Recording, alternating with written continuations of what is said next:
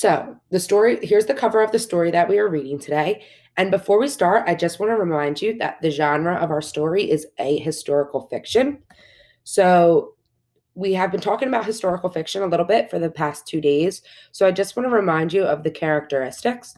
So, the three characteristics that stick out are that it includes a mix of fiction and historical fact. It is set in a real time and place in history, and the characters are portrayed in a realistic manner. So, the story that we're reading today, what makes it a historical fiction is that they are talking about the moon landing that happened in 1969, which was what we just watched the video on. So, during the 1960s, the United States and Russia were competing with one another to see which country was more powerful.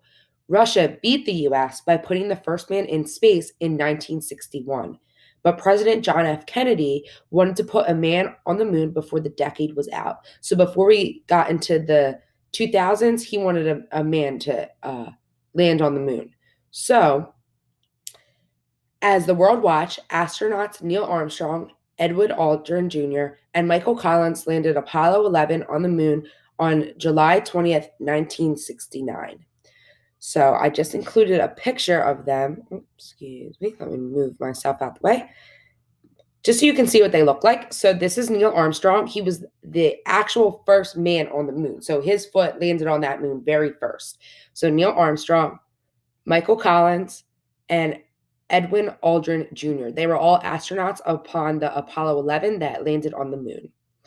So let's get to our reading. So before I start reading, I want you to look at this picture and think to yourselves, so this is our main character here. Her name is May. So what is May looking at? She's looking at the moon, right? And looks like she's thinking about something. She's wondering what's going on. So I'm going to read that first page. And as I'm reading that first page, I want you to look at this image so that it can help you understand the text a little better. Once upon a summer's morning in 1969, Grandpa led the singing in church, the light of Sunday gleaming on his silvery head. Through the open windows, our voices sailed over Star, our town. Then we bowed our heads and prayed for the astronauts, Neil Armstrong, Edwin Aldrin Jr., and Michael Collins. If all went well, a spaceship would land on the moon today, and I dreamed that maybe one day I could go to the moon too. So now that we have read the first page, as we were looking at the image, we can say to ourselves that as May is looking up at that moon, we can think that she's probably thinking about, I wonder what the moon looks like so close, or what the moon feels like underneath me. And we know that she's thinking about that because we look back in the text and she says, and I dreamed that maybe one day I could go to the moon too. So that image helped us understand the text a little better. On to our second page. My Gramps thought the space program was a waste of money, but I knew he was praying for them too. I thought about the astronauts' kids and I wondered if they were scared. Scared, but proud. I know I'd be. I slipped my hand into my dad's and whispered, so only I could hear, please bless the astronauts' children too. So, who is the first person narrator in this story? Or, in other words, who's telling us this story? I want you to think that to yourselves. So the first person narrator of this story is May. So she's the little girl that was on our cover, and she's the one that's telling us this story. So I want you to ask yourselves, after just reading only those 2 pages, how do you think May feels about the astronauts going to space? So from her point of view, what can we say that she feels about these astronauts landing on the moon? So I'm going to pull up an anchor chart for us. And here, after reading those first 2 pages, I think we can say that May is concerned for the astronaut's safety. So I can go back and look in the text to try and find some details to support that point of view. So, like I said, our point of view is that May is concerned for the astronaut's safety. So I'm going to go through the text and see if I can find some details that support that. So the first thing that I noticed is that she says that she thought about the astronauts' kids. So she's thinking about the kids and wondering if they were scared. So that shows that she's a little concerned for the astronauts, right? Because why else would the children be scared? Probably because there's some concern, going to space for the very first time. Nobody has ever done this before.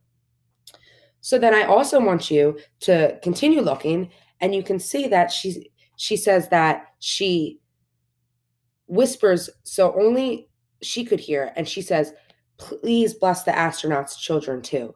So we know that she's praying for the astronauts. So let's fill in our anchor chart. So we see that May is praying for the astronauts. She's thinking about the astronauts' kids. And lastly, she says, "Please bless the astronauts' children's too." So we can look at that and clearly see that May's point of view and how she feels so far about the astronauts going to the moon.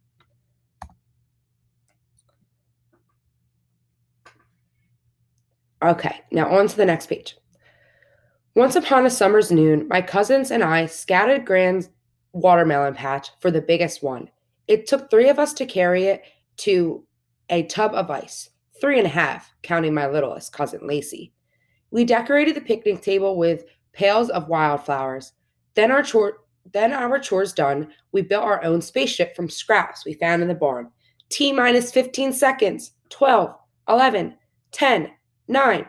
As the oldest grandchildren, I got to be launch controller and Commander Armstrong. Ignition sequence start. 6, 5, 4, 3, 2, 1, 0. Liftoff. We have liftoff. So now before we get to the next page, I want you to look at both of these images.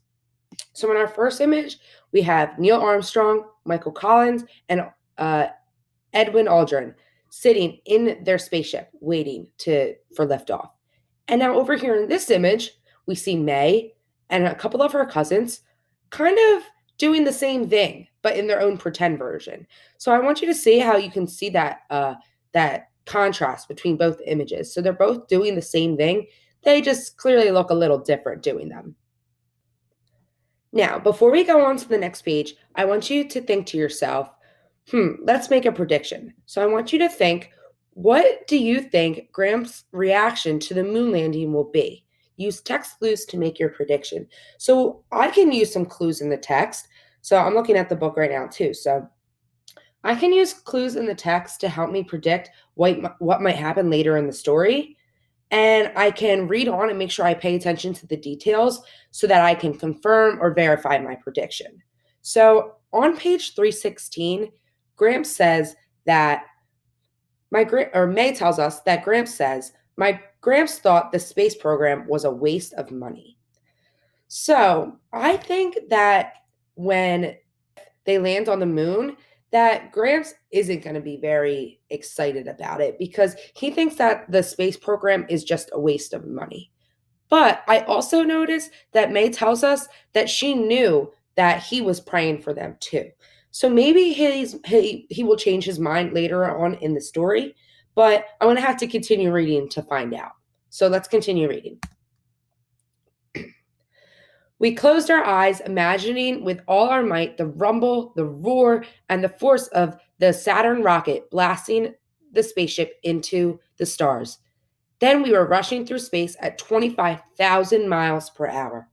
"I wonder how many miles it is to the moon," Cousin Carrie said. "I've been reading the moon stories in the paper, so I knew." "About 240,000 miles," I said, "and some scientists say it's moving away from us an inch or so further every year." But I also knew that in May 1961, a month before I was born, President John F. Kennedy had said America would send men to the moon before the decade was out. Now that President Kennedy was in heaven, I wondered if he could see the astronauts. Was he smiling to know his dream was about to come true?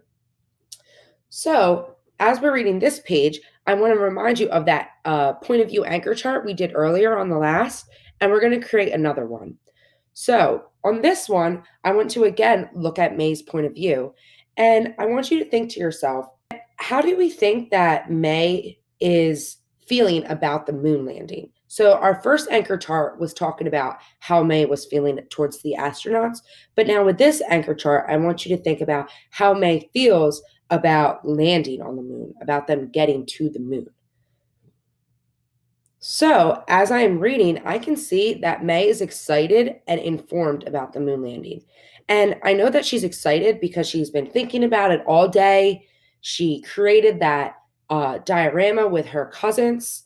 And I also know that she's informed about it because she's giving us a lot of facts, right? So she talks about knowing that the moon was about 240,000 miles away.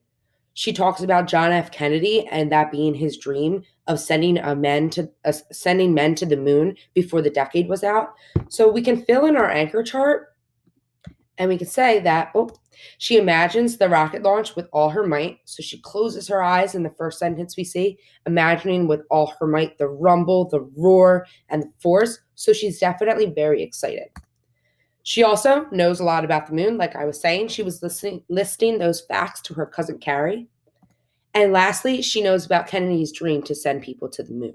So she knows that she knows a lot about the moon and a lot about what is going on right now. So she's definitely excited and informed. After looking at this page, I want you to think about what was on this page that helped prove the point even further that this was a historical fiction, that helped back that up. So, just to remind you, a historical fiction has events from history throughout the story, real life history. So, going back through this page, I can look for some history facts that prove this is a historical fiction. So, I see where May is talking about President John F. Kennedy, and she said about him wanting to have men on the moon before the decade was out. And she's wondering now if President Kennedy was in heaven thinking about what was happening right now. So that just shows another historical fact that's in this story that proves that this is a historical fiction. So now, before we continue reading, I want you to look at the image on this page. So we got some nice bright colors. We have that rocket going into the space. So I want you to look at this image, and I'm going to reread the first part of this page so that you can see how much this image helps the reader imagine what is going on. So we closed our eyes, imagining with all our might the rumble, the roar, and the force of the Saturn rocket blasting the spaceship into stars. Then we were rushing through space at 25,000 miles per hour. So just reading that one part and looking at that image, you can see how that illustration really helps the reader understand what is going on in the story.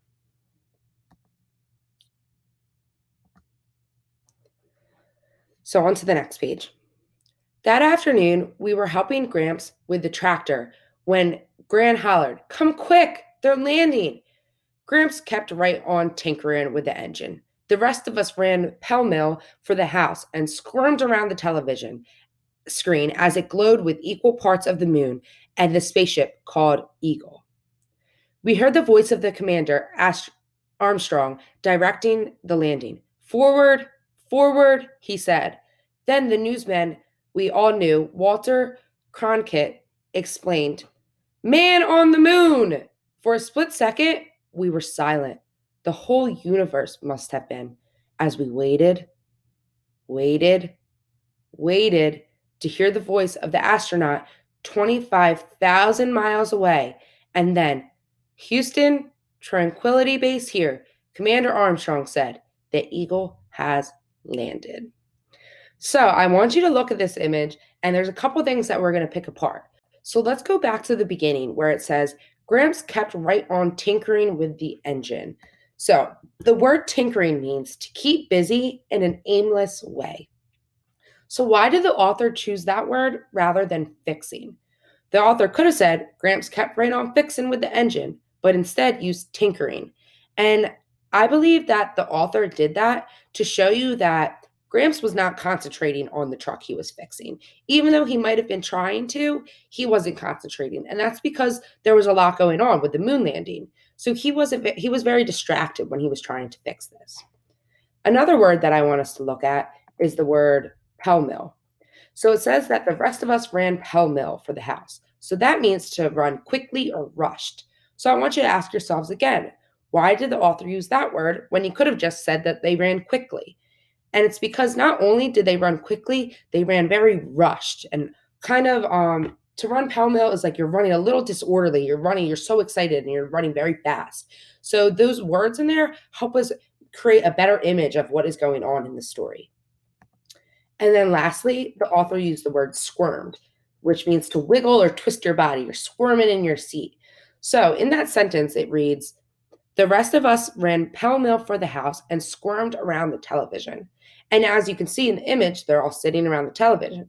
But why didn't the author use the word sitting or sat? Why wouldn't the author use that?